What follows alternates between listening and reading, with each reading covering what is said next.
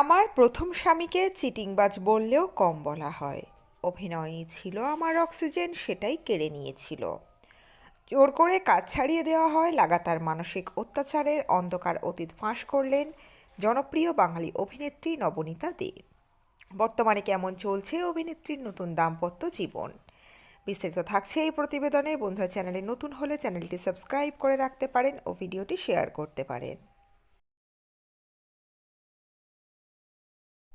বাংলা টেলিভিশনের দর্শকদের কাছে নবনীতা দে কোনো নতুন নাম নয়। ছোট পর্দার পরিচিত মুখ হলেও পর্দার বাইরের জীবনের গল্প এতদিন তিনি নিজেই আড়াল করে রেখেছিলেন। হাসি মুখে অভিনয়, ক্যামেরার সামনে আত্মবিশ্বাস, সব কিছুর আড়ালে যে এক দীর্ঘ লড়াই লুকিয়েছিল তা খুব কম মানুষই জানতেন। সম্প্রতি নিজের জীবনের সেই অন্ধকার অধ্যায় নিয়ে মুখ খুলেছেন অভিনেত্রী। নবনীতার জীবনে একাধিক মোড় এসেছে খুব অল্প সময়ের মধ্যেই। অভিনয় তার কাছে ছিল নিছক পেশা নয়, বরং বেঁচে থাকার শক্তি। কিন্তু প্রথম বিয়ের পরই সেই জায়গাটাতেই আঘাত আসে। শ্বশুরবাড়ি থেকে স্পষ্ট করে জানিয়ে দেওয়া হয়েছিল অভিনয় করা তাদের পছন্দ নয়। নবনীতার কথায় অভিনয় ছিল তার অক্সিজেন নেওয়ার জায়গা, আর সেটাই ধীরে ধীরে কেড়ে নেওয়া হচ্ছিল।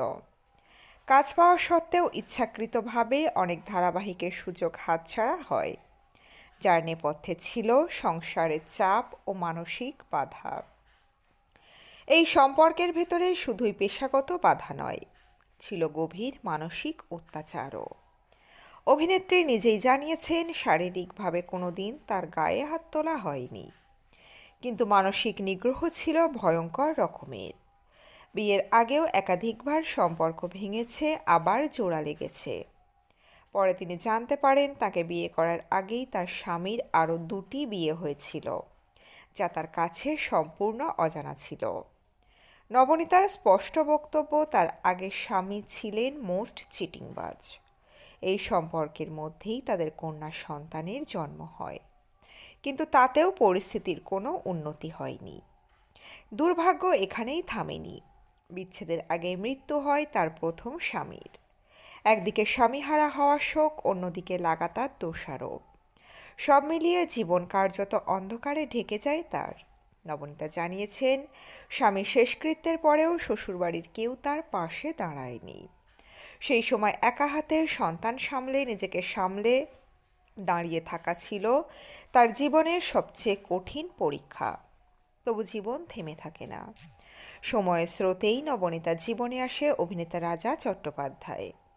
2020 সালে মেয়েকে সঙ্গে নিয়েই নতুন করে পথ চলা শুরু করেন তিনি। দ্বিতীয় বিয়েতে আজ তিনি মানসিকভাবে শান্ত, নিরাপদ।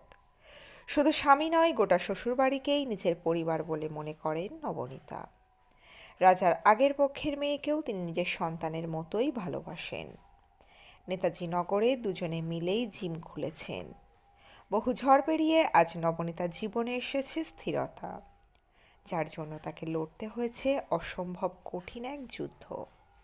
তো বন্ধুরা, এই প্রতিবেদনে ছিল এতটুকুই। দ্রুত ফিরে আসছি এরকমই নতুন কোনো প্রতিবেদন নিয়ে। অজানা গল্প চ্যানেলের সঙ্গে থাকার জন্য সকল দর্শক বন্ধুকে অসংখ্য ধন্যবাদ।